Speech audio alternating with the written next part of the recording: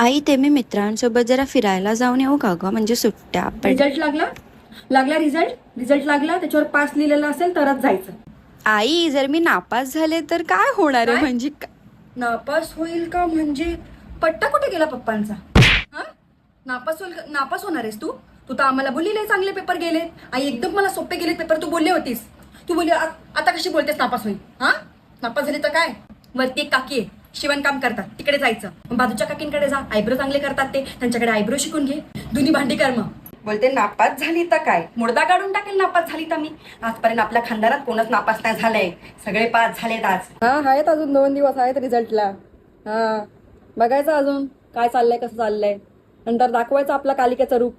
एक आपली मेणबत्ती जळवतात, तिथे अभ्यास करतात, त्या प्रकाशात ते 100% काढतात. तुम्हाला काय कमी आहे? काय कमी आहे? 4-4 पंखे, एसी आहे घरामध्ये, लाईटचा उजाला दिलाय मी, शोकेसला लाईट लावून ठेवले का, तर तुला स्पष्ट दिसायला पाहिजे.